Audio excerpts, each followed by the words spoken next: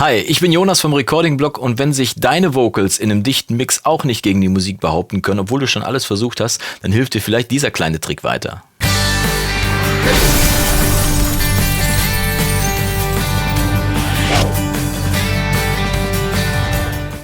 Schön, dass du wieder eingeschaltet hast und in der heutigen Behind the Tracks Folge wollen wir uns mal mit einer User-Frage auseinandersetzen. Der gute Soul Agent 79 hat mir geschrieben, auf meine Frage, habt ihr noch andere Interessen, wollt ihr noch was anderes wissen? Also ja, mich würde interessieren, ob man Sidechain-Kompression auch für andere Stilrichtungen neben Dance, Elektro sinnvoll einsetzen kann.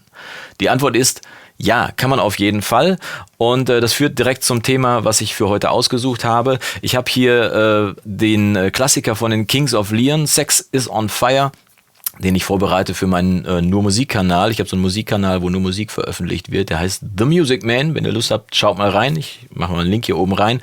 Und dieses Cover soll jetzt da erscheinen und ist ein relativ dichter Mix, obwohl ich nur 5 Instrumente habe. Schlagzeug, Gitarre und Bass, also 5 Instrumente.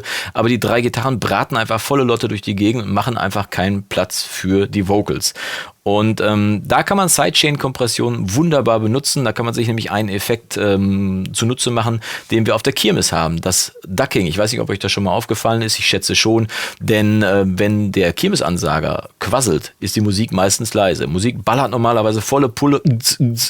Aber wenn der spricht, dann wird die Musik leiser und er kann frei sprechen. Man kann ihn gut verstehen. Und wenn er aufhört zu sprechen, dann wird die Musik sofort wieder lauter. Und das kann man super mit Sidechain-Kompression machen.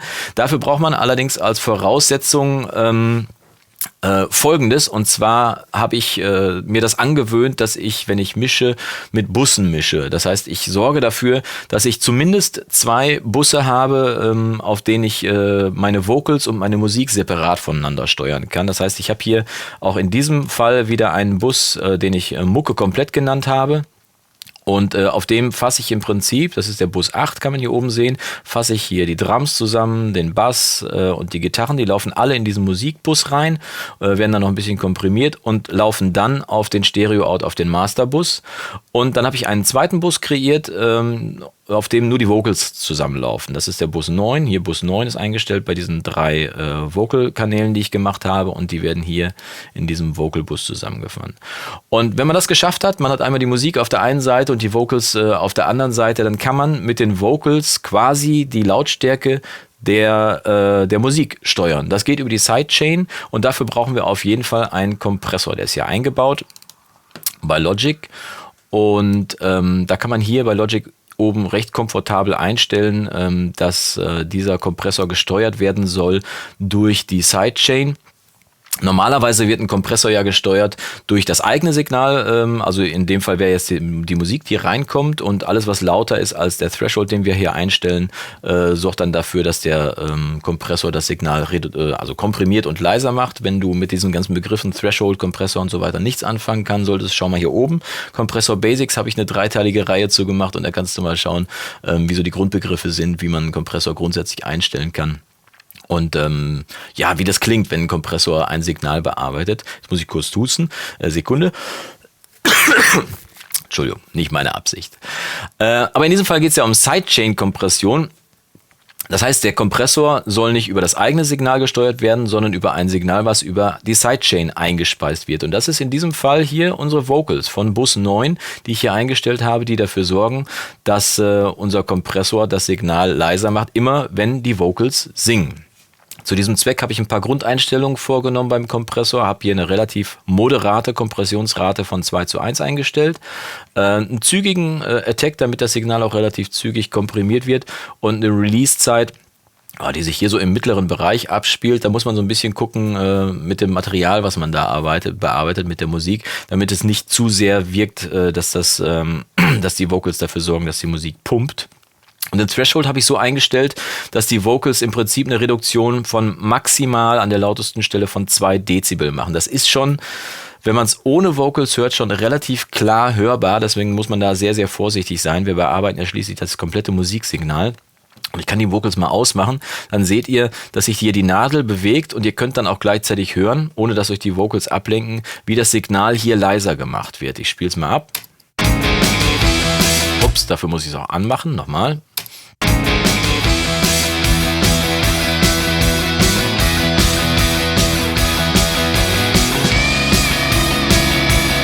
man kann das schon relativ klar sehen. Hier ist 1 dB Reduktion, hier ist 2 Dezibel Reduktion und also 2 dB kann man schon relativ deutlich hören mit dem Kopfhörer auf jeden Fall.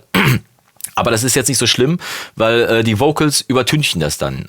Und wenn man das dann mit den Vocals zusammen macht, dann fällt dieses leichte Pumpen der Musik nicht wirklich auf. Ganz im Gegenteil, die Vocals setzen sich einfach ein kleines bisschen deutlicher von der Musik ab. Und ich spiele es einmal ohne ab und einmal mit. Hören wir mal.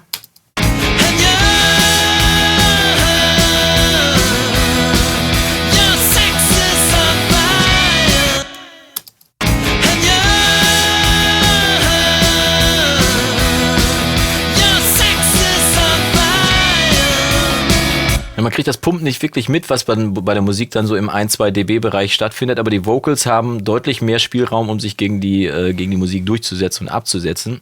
Und so kann man dafür sorgen, dass halt die Vocals immer so 1-2 dB je nach Kompressionsrate mehr Luft zur Musik kriegen, ohne dass es deutlich auffällt.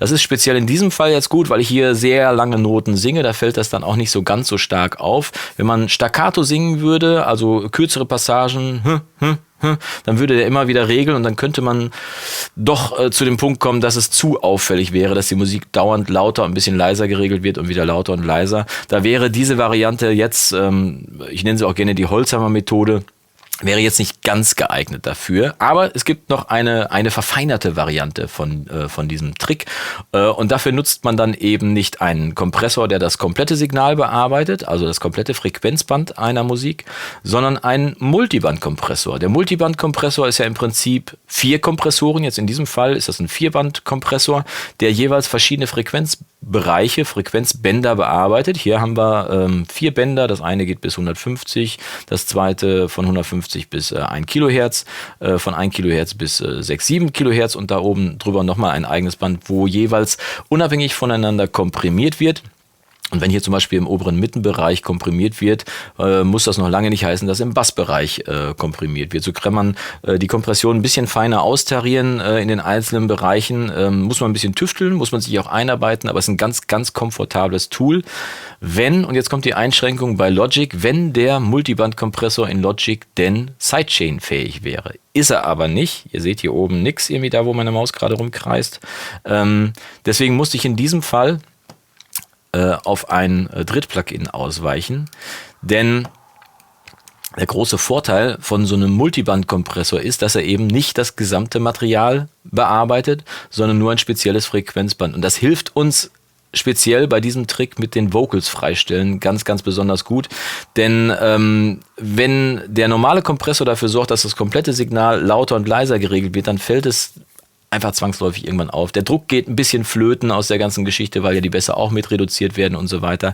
Und wenn man mit einem Multiband-Kompressor dafür sorgen würde, dass jetzt nur das Frequenzband reduziert wird in der Lautstärke, indem sich die Vocals mit den Gitarren, mit der Hi-Hat, mit dem Kick von Snare und Bassdrum streiten, wenn nur der Bereich reduziert wird in der Lautstärke und der Rest bleibt stehen, dann hat man im Prinzip genau das geschafft, was man will. Die Vocals stehen ein bisschen klarer vor der Musik, ohne dass das Ganze seinen Druck verliert.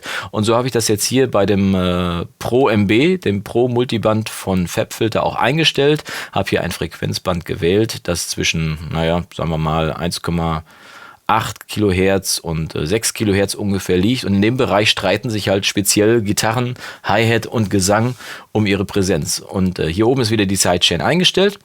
Das heißt, unsere Vocals steuern jetzt, dass die Musik in diesem Frequenzband reduziert wird in der Lautstärke, der Rest aber eben nicht. Und ich mache mal die Vocals wieder aus. Die Sidechain funktioniert ja trotzdem und ihr könnt hier sehen, immer wenn ich singe, dann reduziert sich hier die Lautstärke, aber es wirkt bei weitem nicht so stark pumpend, obwohl ich hier teilweise eine Reduktion von mehr als minus 3 dB mache, als bei einem klassischen Kompressor. So klingt es ohne die Vocals. Auch hier wieder anmachen ist klar.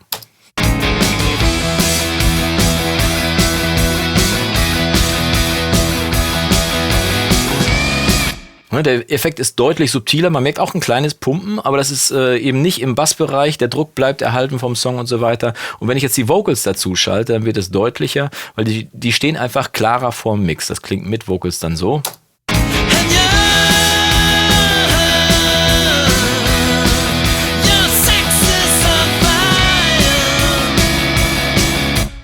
Einwandfrei. Ich mache es noch einmal ohne und einfach mit und achtet mal speziell auf die Hi-Hat, weil man da es am besten hören kann.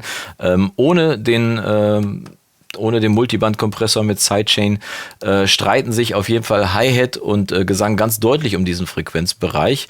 Und wenn ich den Multiband-Kompressor anmache mit der Sidechain, dann tritt die Hi-Hat speziell in dem Bereich ein kleines bisschen nach hinten und macht einfach deutlich mehr Platz für den Gesang. Also erst ohne.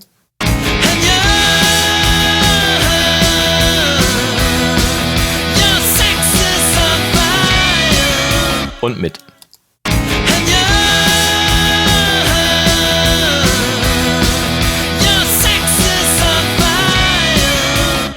Faszinierend. Sofort mehr Platz. Also, ein Multiband-Kompressor gesteuert über eine Sidechain kann dafür sorgen, dass deine Vocals auch in einem dichten Mix immer genügend Platz haben, um so weit vor dem Mix zu stehen, dass sie gut zu verstehen sind und sich ganz gut durchsetzen können. Der Effekt ist in Mono sogar, das darf ich verraten, noch stärker als im Stereo, weil im Stereo hat man immer noch durch die Stereo-Panorama-Verteilung immer ein bisschen mehr Platz im Mix, aber speziell im Mono, also wenn es im Radio zum Beispiel laufen sollte, ist der Effekt unbezahlbar. Definitiv. Wenn dir dieses Video gefallen haben sollte, würde ich mich freuen, wenn du mir einen Daumen nach oben gibst. Mit einem Abo bleibst du auf dem Laufenden, wie es nächste Woche weitergeht. Und ich würde mich freuen, wenn du dich nächste Woche wieder einschaltest. Bis dahin wünsche ich dir die beste Woche, die du haben kannst. Mach's gut und Yassou.